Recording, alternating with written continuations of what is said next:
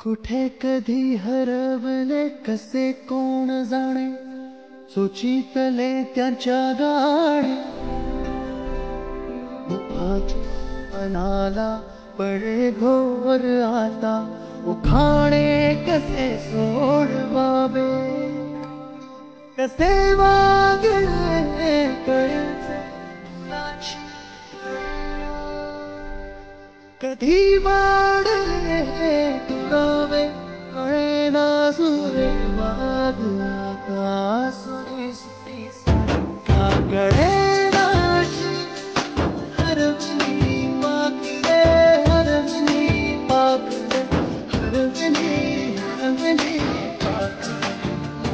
का कळेना हरवली पाखरे, हरवली पाखरे, हरवली हरवली पाखरे.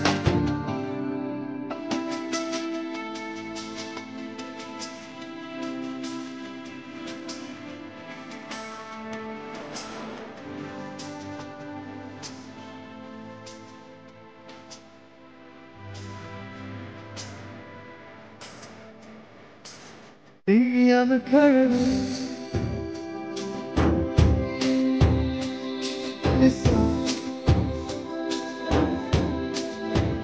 उगीच मना उरला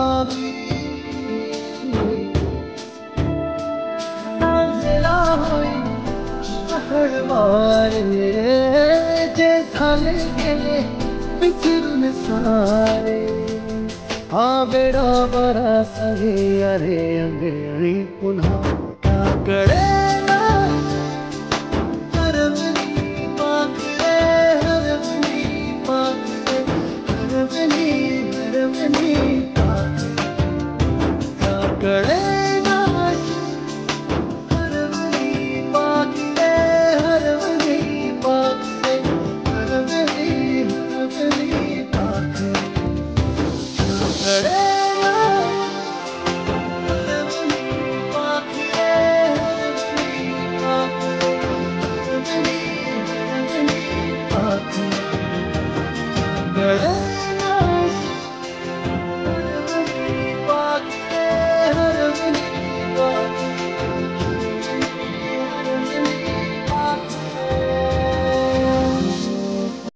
ते प्रेम तुमच्या काळजात कायम तुम्ही जपून ठेवावं. जे शिक्षक माझ्या शिक्षकांनी तुम्हाला शिकवण दिली, संस्कार दिले, ते संस्कार तुम्ही तुमच्या जीवनामध्ये अंगीकारा. एवढीच मी निर्मळ तुमच्याकडे इच्छा करतो की येणाऱ्या काळामध्ये आपल्याला खूप मोठी कामं करायची. आपण आपल्या कुटुंबामध्ये न राहता समाजकारण करत असताना एक वेगळ्या पद्धतीने आपलं जीवन वाटचाल जाईल. कपिल मामासाहेबांनी ही शाळा उघडली की केवळ आणि केवळ महिलांना पुढं आणण्यासाठी केली. त्या काळात मामांनी विचार केला.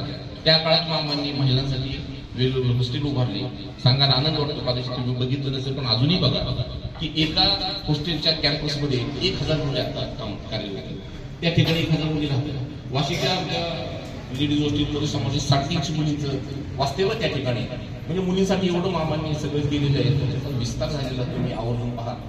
40 कोटी रुपयाचं एक प्रमाण संस्थेने उभा केले. तर मामासाहेबांच्या नावाने चालणाऱ्या या संस्थेमध्ये आदरणीय डॉक्टर यादव साहेबांच्या स्वप्न एक या ठिकाणी पूर्ण होताना आम्ही पाहतोय.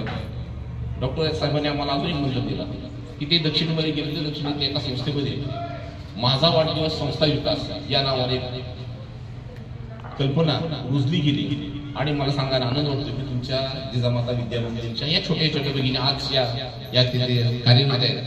तिथल्या बऱ्याचशा मुलींनी त्या ठिकाणी आम्हाला आपल्या खर्चा जो वाटा आहे, जो आपण वाढदिवसाला खर्च करतो, तो वाढदिवसाचा वाटा असेल किंवा आणखी काय तुमच्या मनात असेल ती रक्कम आज या ठिकाणी त्यांनी जमा केली. त्या सर्वांचं मी मनापासून कौतुक करतो. पवार मॅडम, आपण 25,000चा फार लाख मोलाचा वाटा या ठिकाणी उचलला.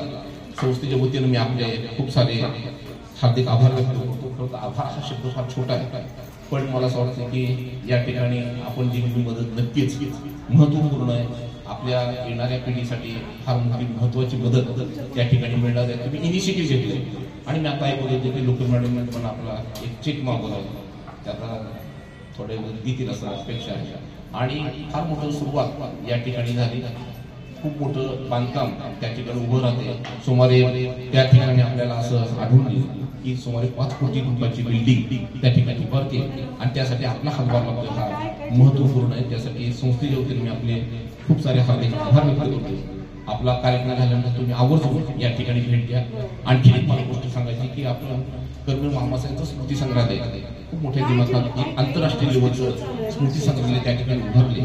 त्या ठिकाणी सुद्धा तुम्ही आवर्जून भेट द्यावी.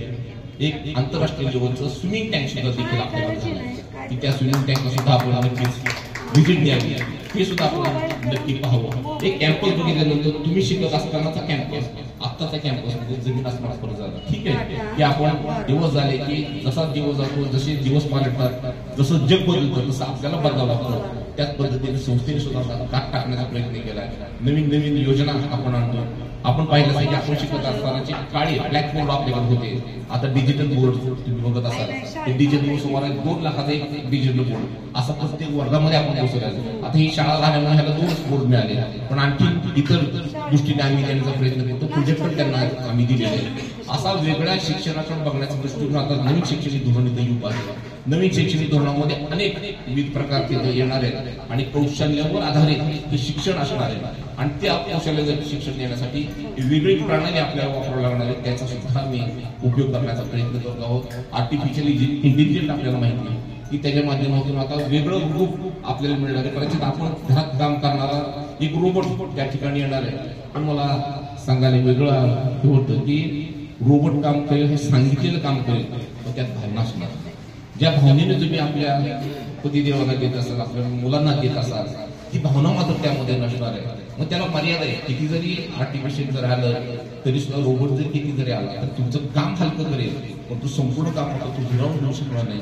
मला असं वाटतं की येणाऱ्या काळामध्ये आपल्याला त्याला तोंड द्यायचे आणि त्याला तोंड देण्यासाठी आपण अत्यंत चांगल्या रीतीने सक्षम होणं अत्यंत गरजेचं आहे. त्यासाठी तुम्ही व्हावं अशी मी सदिच्छा व्यक्त करतो. आपल्याला खूप साऱ्या हार्दिक शुभेच्छा देतो. आज आपण आपले सर्वांचा फोटो तर तुम्ही काढणार असाल एकत्र फोटो काढा. तुम्ही किती वर्षांनी पुन्हा भेटणार आहात पुढच्या वर्षी तारीख हे पण आता ठरवा. पुढच्या सोचितले त्याच्या गाडी मनाला पडे घोर आता उखाणे कसे सोड बाबे कसे वागले कळे ती वाढले रवे कळे ना सुरे वागला का सुरे सुरे काकडे